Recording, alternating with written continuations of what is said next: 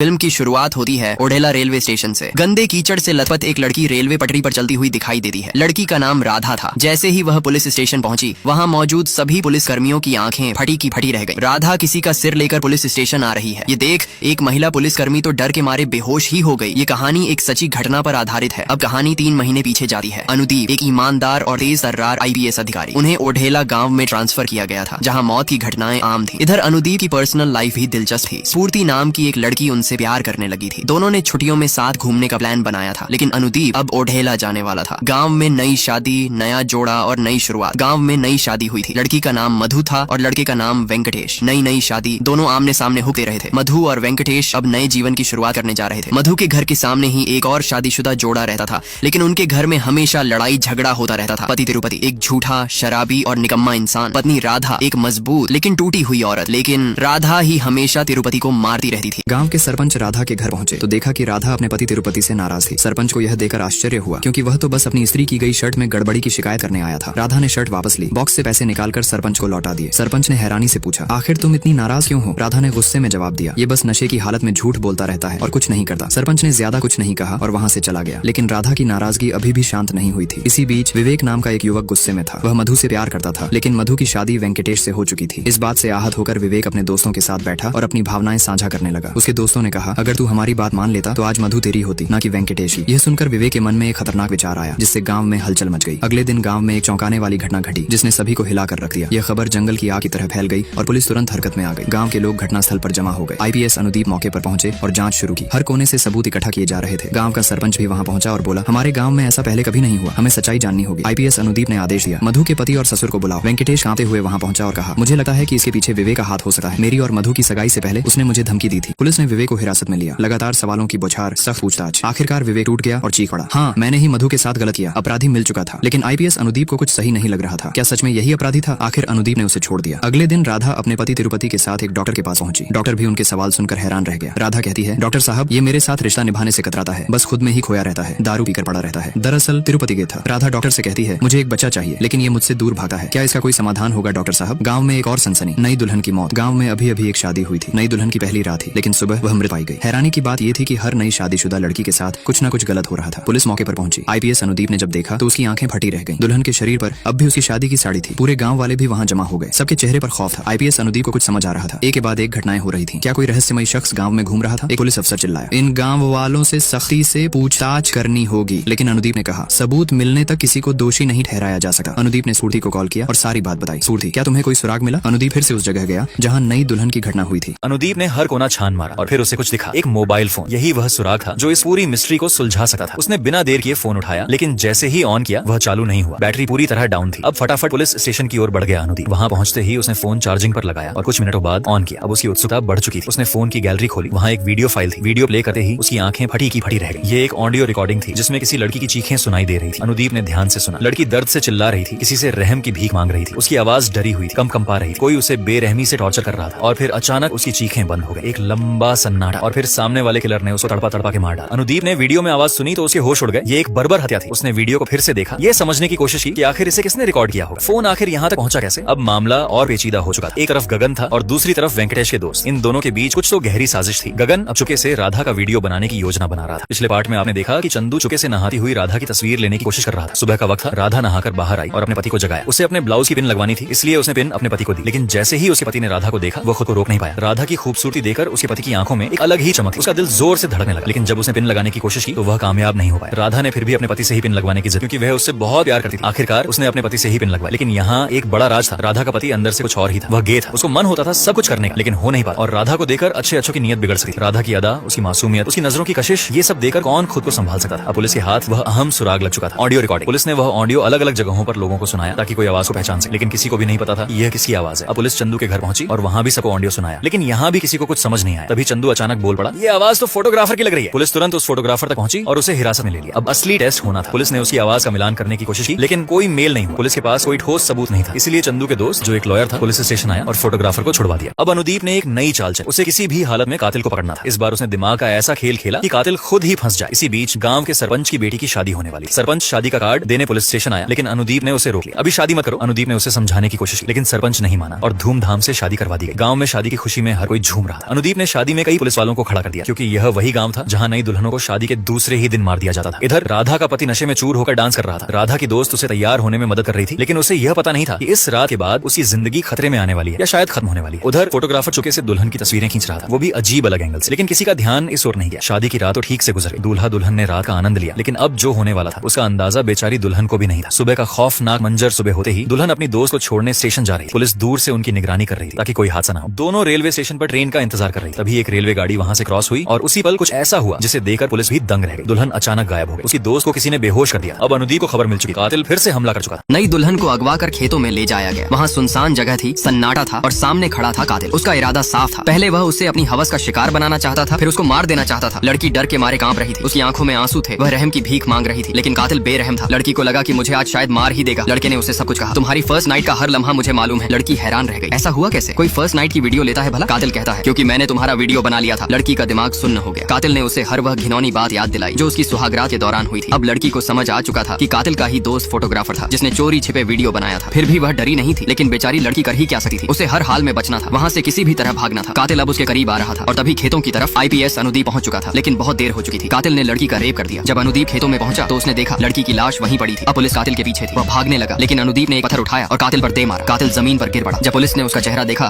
तो सबके होश उड़ गए। कातिल कोई और नहीं बल्कि चंदू था। गाँव में यह खबर आग की तरह फैल गई। पुलिस ने चंदू को जमकर पीटा। इधर राधा यह सब सुनकर डर गई और छुपने की जगह ढूंढने लगी। राधा और उनके पति पुलिस स्टेशन पहुंचे। उनके चेहरे पर चिंता और डर साफ झलक रहा था। साहब, चंदू थोड़ा गुस्से वाला है, लेकिन वो ऐसा नहीं कर सकता। राधा गिड़गिड़ाने लगी। हम शरीफ लोग हैं। चंदू की बेटी की शादी होने वाली थी। चंदू ऐसा नहीं कर सकता, प्लीज उसे छोड़ दीजिए। तिरुपति ने अनुदीप से प्रार्थना की। IPS अनुदीप उनकी बेबसी को देख रहा था। उसे उनके शब्दों में सच्चाई महसूस हुई, लेकिन उसने गहरी सांस लेते हुए कहा, अब चंदू हमारे पास नहीं है। सरपंच उसे ले गया है। सरपंच ने चंदू को अपनी हवेली में कैद कर रखा था। गुस्से में जलते हुए उसने चंदू को पीटना शुरू कर दिया। तूने मेरी बेटी को मारा, तुझे मैं जिंदा नहीं छोड़ूंगा। चंदू दर्द से चीख रहा था, लेकिन कोई उसकी सुनने वाला नहीं था। राधा और तिरुपति भागते हुए सरपंच के पास पहुंचे। सरपंच जी, हमारा चंदू निर्दोष है, उसे छोड़ दीजिए। राधा ने हाथ जोड़ लिए, लेकिन सरपंच का गुस्सा ठंडा नहीं हुआ। जिसने मेरी बेटी की जान ली उसे मैं नहीं छोड़ सकता। राधा रोते रोते सरपंच के पैरों में गिर गई। भगवान के लिए हमें न्याय दीजिए सरपंच जी। लेकिन गांव में कोई भी सरपंच के खिलाफ जाने की हिम्मत नहीं कर रहा था। राधा और तिरुपति वकीलों के पास भी गए, लेकिन सबने मोटी फीस मांगी जो वे चुका नहीं सकते थे। राधा और तिरुपति को विश्वास था कि ऐसा काम चंदू नहीं कर सकता। उनके साथ कोई साजिश हुई है और वहाँ अब राधा तिरुपति चले जाते हैं। इसी बीच अनुदीप को खबर मिली कि गाँव में एक और मर्डर हो चुका है।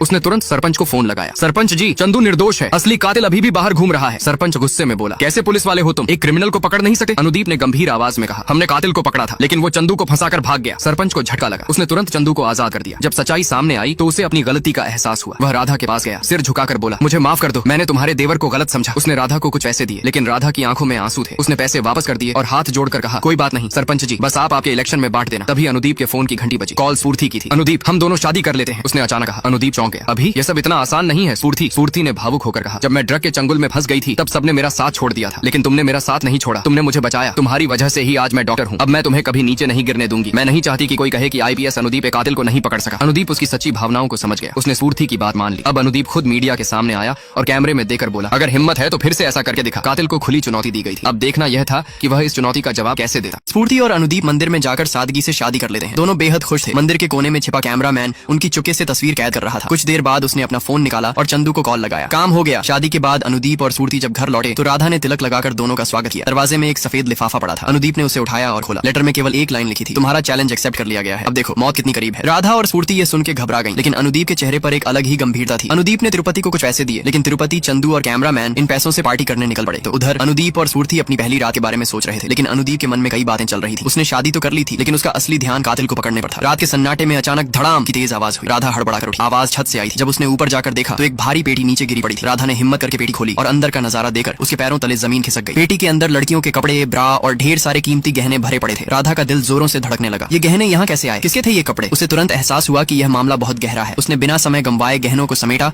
और घर से बाहर निकल पड़ी। उसने तिरुपति को झूठ बोल दिया कि वह किसी काम से जा रही है। राधा जल्दी जल्दी कदम बढ़ाते हुए सबसे पहले सरपंच के घर पहुंची। राधा हिम्मत जुटाकर सबसे पहले सरपंच के घर पहुंची। सरपंच जी, ये अंगूठी किसी की पहचानी हुई लगती है। सरपंच ने जैसे ही अंगूठी देखी, ये तो मेरी बेटी की है, लेकिन तुम्हें कहाँ से मिली? राधा को समझ नहीं आया कि वह सच बताए या नहीं। सरपंच को यकीन नहीं हुआ, लेकिन राधा और ज्यादा सवालों में उलझना नहीं चाहती थी। वह वहाँ से दौड़ते हुए गाँव के एक और घर पहुंची। वहाँ उसने मृतका के पति वेंकटेश को दूसरी अंगूठी दिखाई। वेंकटेश ने जैसे ही अंगूठी देखी, ये तो मेरी पत्नी की है। अब राधा को यकीन हो गया कि कुछ बहुत बड़ा खेल चल रहा है और इसका सुराग कहीं न कहीं उसके अपने घर में ही छिपा है। डर के मारे कांपती हुई वह घर की ओर दौड़ पड़ी। घर पहुंचकर उसने देखा कि तिरुपति और चंदू दोनों गायब थे। अब राधा के अंदर और डर समा आ गया। उसने चंदू की बेटी को जगाया, मगर कुछ कहने से पहले ही वह खुद सवालों से घिर गई। क्या ये सब मेरे घर से जुड़ा है? आधी रात को उसने फैसला किया कि वह अनुदीप को फोन करके सब कुछ बताएगी, मगर फोन मिलाने के बावजूद उधर से कोई जवाब नहीं आया। सुबह तिरुपति कपड़े लेने के बहाने अनुदीप के घर आया। उसने अनुदीप के कुछ कपड़े लिए और चुपचाप वहाँ से चला गया। राधा अब तक बुरी तरह डर चुकी थी। आखिरकार जब अनुदीप ने राधा का फोन उठाया तो राधा बोली, आप अपने कमरे में जाकर देखिए स्फूर्ति वहाँ है या नहीं। अनुदीप ने घबराकर कमरे की ओर दौड़ लगाई। जैसे ही उसने दरवाजा खोला, बिस्तर खाली था, स्फूर्ति वहाँ नहीं थी। अनुदीप ने तुरंत राधा को बताया, स्फूर्ति घर पर नहीं है। राधा की आंखों से आंसू बहने लगे। उसने अफसोस और डर के साथ कहा, मेरा ही पति आपकी पत्नी को उठा ले गया। तिरुपति कपड़ों के बहाने अनुदीप की पत्नी को ही ले गया था। तिरुपति पहले स्फूर्ति के कमरे में गया। उसने रोमांटिक होने का नाटक किया। धीरे धीरे उसके शरीर को छूने लगा। स्फूर्ति को लगा कि ये अनुदीप है, इसलिए उसने कुछ नहीं किया। लेकिन जैसे ही उसे पता चला कि तिरुपति है, वो चीखने ही वाली थी कि तिरुपति ने उसका मुंह दबा दिया। स्फूर्ति हिल भी नहीं सकी। फिर उसने उसे बेहोश कर दिया और एक बड़े बक्से में बंद कर अपने साथ ले गया। अनुदीप को अब साफ दिखने लगा कि जितनी भी नवविवाहिताओं के साथ अत्याचार हुआ, उसके पीछे तिरुपति ही था। अब उसे पकड़ने के लिए राधा और अनुदीप दोनों निकल पड़े, लेकिन तिरुपति कहीं नहीं मिला। तभी राधा ने एक तरकीब सोची। वह घर जाकर तिरुपति के कपड़े कुत्ते को सुंघाती है, ताकि कुत्ता उसकी गंध पहचान कर उन्हें सही जगह तक ले जा सके। अब राधा कुत्ते के साथ गांव से दौड़ते हुए खेतों की ओर बढ़ती है। अचानक कुत्ता एक कुएं के पास जाकर जोर जोर से भौंकने लगा है। राधा दौड़कर वहां पहुंची है और कुएं में झांकती है, लेकिन पहले उसे कुछ दिखाई नहीं देता। लेकिन जैसे ही कुत्ता फिर से भौंकता है, राधा गौर से देखती है तिरुपति वहां स्फूर्ति को मारने की कोशिश कर रहा था।